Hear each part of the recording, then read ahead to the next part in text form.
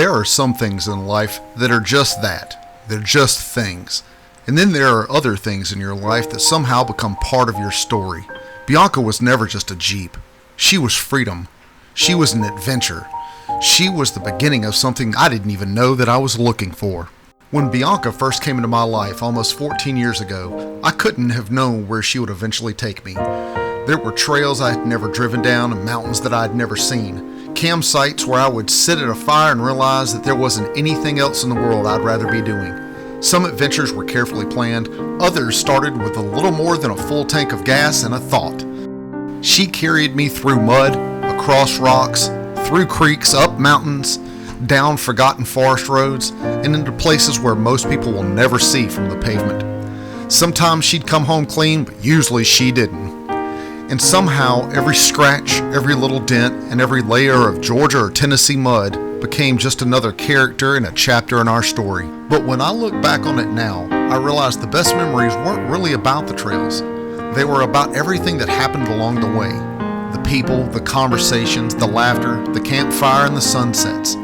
Those quiet moments standing somewhere in a mountain looking around and realizing how lucky I was just to be there. Bianca didn't create those memories, but she took me to those places where they happened, and that's something that I will always be grateful for. Somewhere along the way, those adventures became something bigger. They became Bianca's Jeep Adventures. What started as simply getting outside and exploring became stories I could share with other people.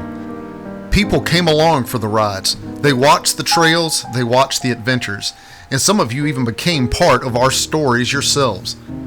Bianca became more than the Jeep that sits in my driveway. She became a part of an identity, part of a community, and eventually part of something even bigger. Because adventures have a funny way of changing you. One trail leads to another, one trip created an idea for the next, and eventually you realize the journey has grown beyond where it started.